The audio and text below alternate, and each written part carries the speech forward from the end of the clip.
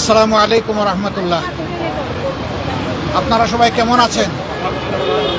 আলহামদুলিল্লাহ। আপনারা ইতিমধ্যেই জেনেছেন যে আমরা আজকে মাননীয় প্রধান উপদেষ্টার সাথে সাক্ষাতের জন্য এখানে এসেছিলাম।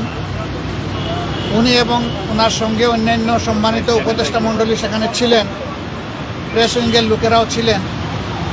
আমরা দেশের বর্তমান বিদ্যমান পরিবেশ পরিস্থিতি নিয়ে কথা বলেছি। আগামীতে দেশ কিভাবে শান্তি শৃঙ্খলার সাথে থেকে একটা কার্যকর নির্বাচনের দিকে আগাতে পারে সেই বিষয়গুলো নিয়ে আলোচনা হয়েছে। এবং দেশ আমাদের সবার, জাতি ধর্ম দলমত নির্বিশেষে সবাই মিলেমিশে জাতীয় ঐক্য কীভাবে আরও সিমেন্টেড করা যায়, প্রশাসনে আরও কীভাবে গতি আনা যায়, এই সমস্ত বিষয় নিয়ে আলোচনা হয়েছে। পাশাপাশি আলোচনা হয়েছে দ্রব্যমূল্যের যে ঊর্ধ্বগতি, যেটাতে মানুষের কষ্ট হচ্ছে, এইটাকে লাঘব করার জন্য মানুষের সামর্থ্যের ভিতরে দ্রব্যমূল্যকে নামিয়ে আনার জন্য কী পদক্ষেপ নেওয়া যায় সেই সমস্ত বিষয় নিয়ে আলোচনা হয়েছে। আগামীতে রমজান মাস আসছে, এটাকে সামনে রেখে অসাধু ব্যবসায়ীরা যাতে বাজারে কৃত্রিম সংকট সৃষ্টি করতে না পারেন এই সমস্ত বিষয়ে আমরা পরামর্শ করেছি। এর পাশাপাশি আইন শৃঙ্খলা পরিস্থিতি নিয়ে অনেক আলোচনা হয়েছে। দেশে সম্প্রতি ঘটে যাওয়া কিছু বিষয় নিয়ে আলোচনা হয়েছে। এই সকল আলোচনায় আমরা একমত হয়েছি যে দেশবাসীকে সাথে নিয়েই দেশকে সামনের দিকে এগিয়ে নেওয়ার চেষ্টা করতে হবে।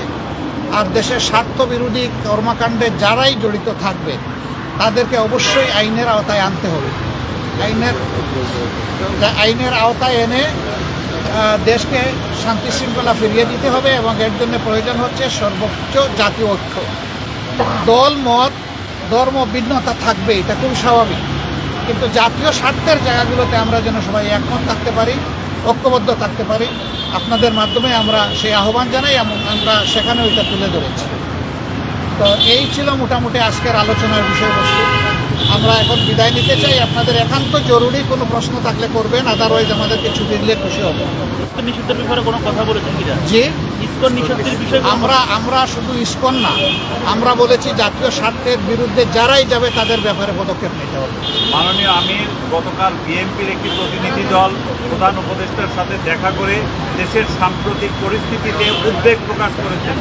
জামাতের পক্ষ থেকে কি এরকম কোনো উদ্বেগের কথা বলা হয়েছে কিনা? আর দ্বিতীয় কথা হলো যে বিএনপির পক্ষ থেকে সকল দলকে নিয়ে একটা জাতীয় ঐক্যের কথা বলা হয়েছে এবং বিএনপি বলেছে নির্বাচনের একটা রোড ম্যাপ। এই তিনটা কি আপনারা বলেছেন কিনা?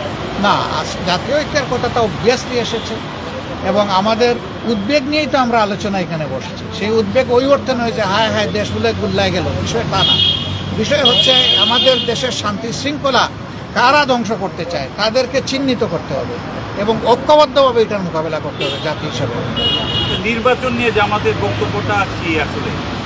আমাদের বক্তব্য তো আমরা পরিষ্কার করেছি যে মিনিমাম সংস্কার যেগুলো দরকার, যেমন আমাদের 41 দফা দাবি আছে সংস্কারের, কিন্তু এই সরকারের জন্য আমরা 41 দফা দেইনি। আপনাদের মাধ্যমে আমরা মাত্র 10 দফা দিয়েছি, জাতির সামনে উপস্থাপন করেছি এবং তাদেরকে আমরা হ্যান্ড ওভার দিয়েছি। আমরা চাই যে এই সংস্কারগুলো দ্রুত করা দরকার।